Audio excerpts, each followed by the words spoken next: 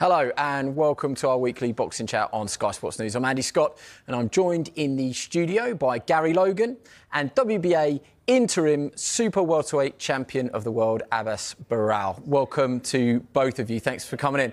We'll hear from Abbas very soon, but it's time to welcome another guest who's celebrating a big birthday today. Welcome to one of the best to ever do it.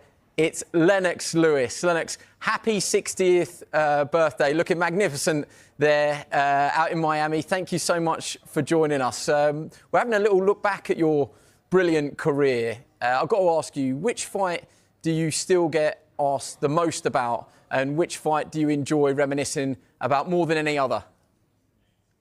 There's so many fights to choose from. All of my fights were really good, and you know, I would have to say the Mercer fight was a really good fight for me because my friends actually seen me get hit.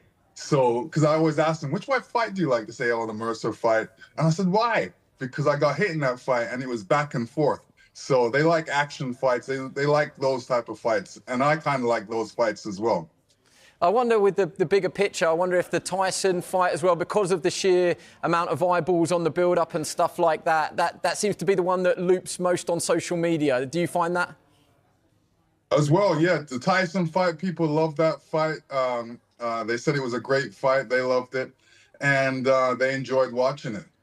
We're looking at pictures here, Lennox, of you and Emmanuel Stewart. And I wonder, going back down memory lane, in your opinion, is the heavyweight championship of the world still the greatest prize in sport? And what did being undisputed heavyweight champion mean to you, and still mean to you in a number of ways?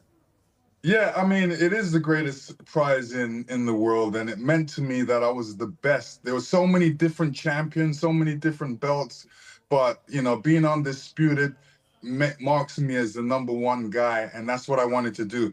I wanted to bring all the belts together. I'm like, you know, when they said, oh, that guy's heavyweight champion and also that guy's heavyweight champion, I'm like, nah, there can only be one guy. So that was my aim, to go out there and get that championship and be undisputed heavyweight champion of the world. And when you did it, what did it actually feel like? I hear sometimes people say, like, you know, once you've climbed Everest once, it's difficult to go back there again. When you were heavyweight champion of the world, one true heavyweight champion, did you still have the same drive, desire and motivation? Yeah, of course, because there's always somebody that's out there that say they can beat you. And you have to show them that they can't beat you. And, you know, it's hard getting to be the champion, undisputed champion of the world, but it's even harder to keep it. Yeah, very well said. I mean, I've been enjoying I think we all have been enjoying your punditry recently, and certainly around Oleksandr Usyk. And there's a lot of talk at the moment, the current heavyweight picture.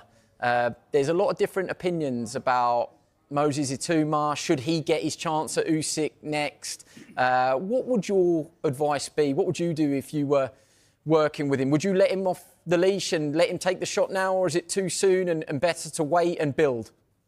Oh, way too soon. You know, it's better to wait. Wait until, you know, he retires. I mean, he's not going to stay around too long. I'm talking Oleksandr Usyk. And then take your shot. I mean, there's no use doing it right now. Right now, you're learning everything, and you have to wait till the right time. You can never be rushed.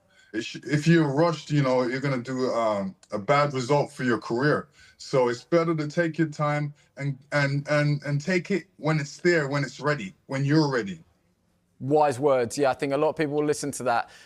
What about life at 60? Have you made any pledges or promises to yourself that you want to do in your birthday year of 60? Yeah, actually I did. One of my things was scuba diving. So I'm in Florida scuba diving right now, and get that off that bucket list before 60. So I did. How there's other things. I wanted to actually jump out of a plane, but they say I'm too heavy, so I can't do that. What about the diving? How's it going? I mean, I've never done it really. How are you finding it? There's a lot to figure out. You got to hold this thing up to make sure your buoyancy is right. And then if your glasses get water in it, you got to clear it. And then when you go down 10 feet, you got to bust your nose, then go down another 10 feet and then bust your nose again for the pressure. Yeah, there's a lot of different things to worry about. But the fish they just come up to you and look at you and they spurt away. So I love that aspect. Yeah, they probably saw the baddest man on the planet down under the water and got well out of there. Can I ask you before you go, a quick word on the Lennox Lewis League of Champions Foundation that's keeping you very busy. I understand one of the great things about boxing is when two former opponents rekindle.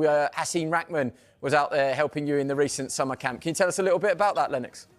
Yeah, it's a boxing behavioral camp, and you know, we take our kids to camp for a week, learn them the basics on boxing and the base, and put them in the ring, and that's going great, and I'm looking forward to that. That's really keeping up my time right now.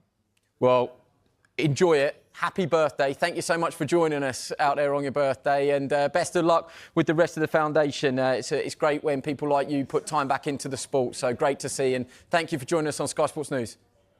Thank you, Sky Sports. Blessings coming from the Undisputed. Big up.